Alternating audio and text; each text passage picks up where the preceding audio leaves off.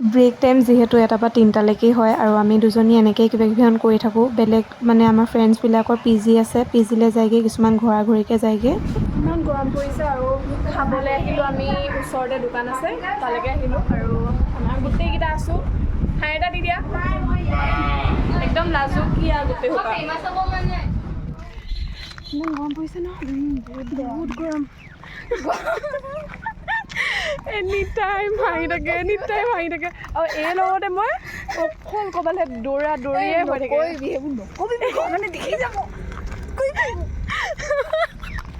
ঘৰৰ মানুহে দেখিব বোলে।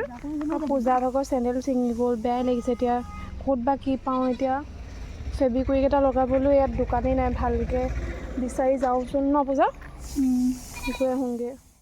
লাষ্ট মমেণ্টত আফতাবে আমাক ফেব্ৰিকুইক এটা আনি দিলে চেণ্ডেলত লগাবলৈ পূজা ভাগৰ, আৰু আমি এতিয়া দোকান এখনতে বহি চেণ্ডেলযোৰ ভালকৈ লগাই লৈছোঁ। তাৰপৰা আমি ক্লাছলৈ যাম আৰু লাহেকৈ। আমাৰ ইয়াত গ্ৰুপ ডিছকাশ্যন চলি আছে, গোটেইকেইটা মিলি আমি ডিছকাশ্যন কৰি আছোঁ কিবা এছাইনমেণ্টৰ কথা।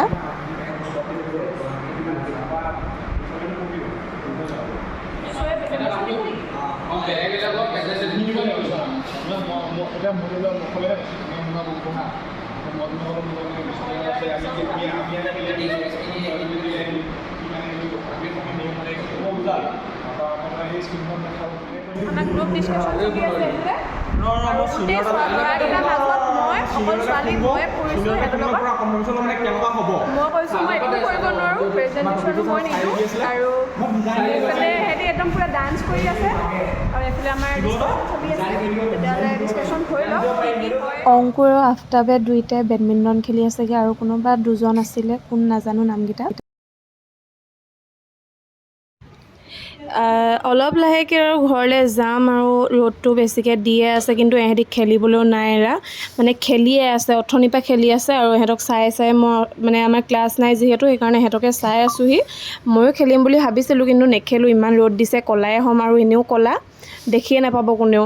সেইকাৰণে ভাবিছোঁ ঘৰলৈ যাওঁ, তেতিয়াহ'লে বাই বাই, জয় অসম।